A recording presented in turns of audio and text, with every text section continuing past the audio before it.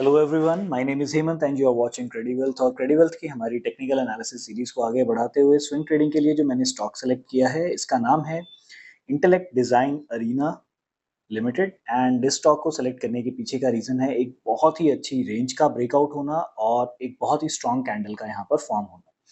तो एक बार आइए इसको इसकी सिग्निफिकेंस को हम देख लेते हैं कि ये जिस रेंज के बारे में हम बात कर रहे हैं, ये रेंज आखिर किस तरीके के ट्रेंड के बाद डेवलप हुई है। तो देखिए, एक बहुत ही इंपॉर्टेंट लर्निंग आपको यहाँ पर मैं इस वीडियो में शो करूंगा। तो मैं इस चार्ट को फिलहाल अभी मंथली टाइम फ्रेम पर सेट कर रहा हूँ और यहाँ पर मैं फिबोनाची रिट्रेसमेंट की हेल्प लेने वाला हूँ, जस्ट टू अंडरस्टैंड कि जहाँ पर ये पैटर्न फॉर्म हुआ है, ये लेवल इतना इंपॉर्टेंट क्यों है।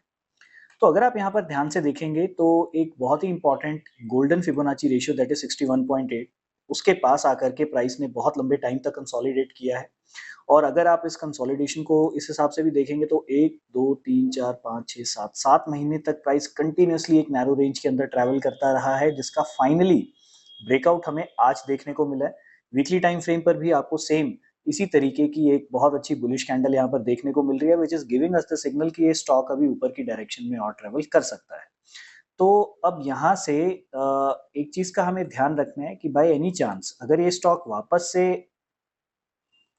388 रुपीज से नीचे अगर ये ट्रेड करना स्टार्ट कर देता है, that would be the exit point for us.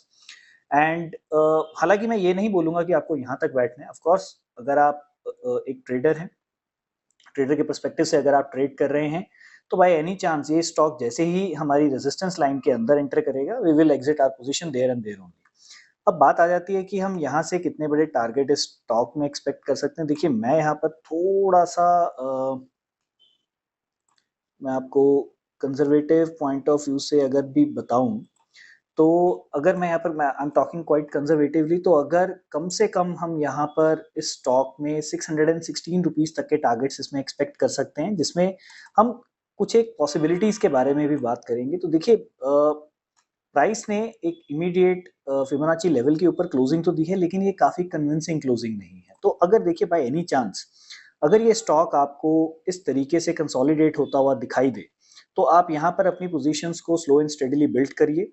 Otherwise मेरी रिकमेंडेशन रहेगी कि अगर प्राइस इस कैंडल के हाई को ब्रेक करता है, आपको ट्रेड के अंदर जरूर एंटर करना चाहिए। बिकॉज होगा क्या कि बहुत ज्यादा प्रोबेबिलिटी इस चीज की है कि अगर ऐसा होता है, ये इस कैंडल का हाई ब्रेक कर जाता है, तो ये वापस से फिर दोबारा एक बहुत बड़ी कैंडल क्रिएट कर सकता है। मतलब बहुत ही कम टाइम के अंदर आपको एक बहुत बड़ा मूव इस स्टॉक में देखने को मिल सकता है, जिसके चांसेस काफी ज्यादा है। So best case scenario will be कि अगर यहाँ पर ये थोड़ा कंसोलिडेट करे, ताकि ये हमें ना सिर्फ पोजीशन बिल्ड करने का मौका दे, जब ये वापस से अपने हायर हाई फॉर्मेशन को जब ये फॉलो करेगा, तो हमें एक बहुत अच्छा रिस्क रिवॉर्ड भी इसमें देखने को मिल सकता है।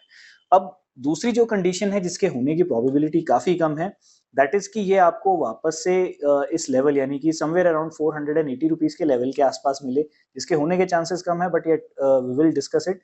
तो अगर ऐसा होता है, तो आपने वहां पर अगेन बाय साइड की पोजीशन ही स्टॉक के अंदर बनानी है। सो उम्मीद करता हूँ आज की वीडियो और आज के स्टॉक को सेलेक्ट करने के पीछे का लॉजिक आपको अच्छे तरीके से समझ में आया होगा। अगर आप चैनल पर नए हैं तो चैनल को लाइक एंड सब्सक्राइब जरूर कीजिए, और अगर आप मेरे चैनल के रेगुलर व्यूअर हैं तो इसे अपने फ्रेंड्स एंड अपने कलीग्स के साथ ज़रूर शेयर कीजिए, ताकि वो भी हमारे साथ टेक्निकल एनालिसिस सीख सकें और अपनी ट्रेडिंग को एनहेंस कर सकें। Thank you, bye bye.